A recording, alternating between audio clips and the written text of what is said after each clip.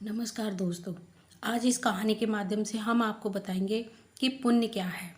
अगर आपको कहानी पसंद आए तो चैनल को लाइक कीजिए, शेयर कीजिए, सब्सक्राइब कीजिए। एक राजा बहुत बड़ा प्रजापालक था। हमेशा प्रजा के हित में प्रयत्नशील रहता था। वह इतना कर्मठ था कि वह अपना सुख, ऐशो आराम सब छोड़कर सारा समय जन कल्याण में ही लगा देता था।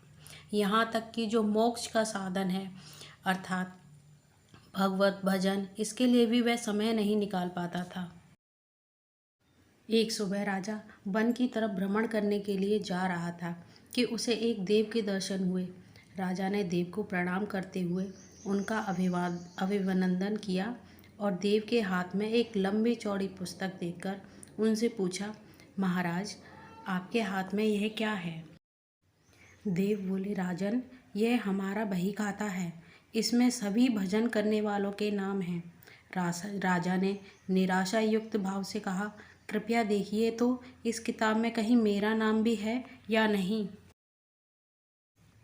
देव महाराज किताब का एक एक पृष्ठ उलटने लगे, परंतु राजा का नाम कहीं भी नजर नहीं आया। राजा ने देव को चिंतित देखकर कहा, महाराज, आप चिंतित ना हो, आपके ढूंढने में कोई भी कमी नहीं है। वास्तव में ये मेरा दुर्भाग्य है कि मैं भजन कीर्तन के लिए समय नहीं निकाल पाता और इसलिए मेरा नाम यहाँ नहीं है। उस दिन राजा के मन में आत्मग्लानि सी उत्पन्न हुई, लेकिन इसके बावजूद उन्होंने इसे नज़रअंदाज कर दिया और पुनः परोपकार की भावना के लिए दूसरों की सेवा करने लग गए। कुछ दिन बाद राजा फिर सुबह वन की तरफ टहलने के लिए निकले तो उन्हें वही देव महाराज के दर्शन हुए। इस बार भी उनके हाथ में एक पुस्तक थी। इस पुस्तक के रंग और आकार में बहुत भेद था और यह पहली वाली से काफ़ी छोटी भी थी।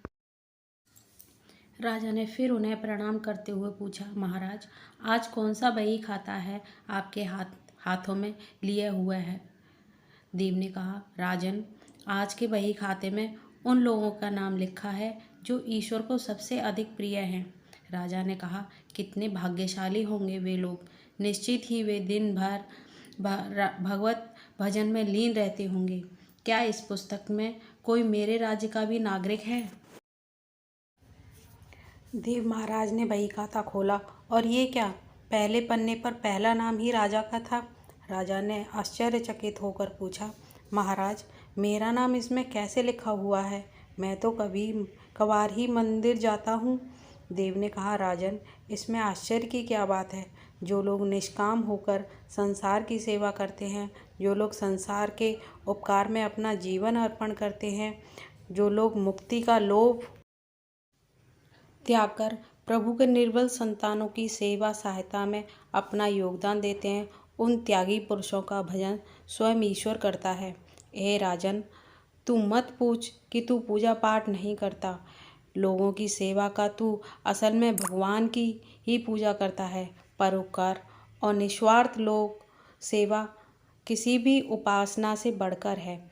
कर्म करते हुए 100 वर्ष जीने की इच्छा करो तो कर्म बंधन में लिप्त हो जाओगे। राजन, भगवान दीन दयालु हैं। उन्हें खुशामद नहीं भाती बल्कि आचरण भाता है। सच्ची भक्ति तो यही है कि परोपकार करो, दीन दुखियों के हित साधना करो। अनाथ, विधवा, किसान व निर्धन आज अत्याचारियों से सताए जाते हैं, इनकी यथाशक्ति सहायता और सेवा करो और यही परम भक्ति है। तो दोस्तों, परोपकार ही सबसे बड़ा पुण्य है।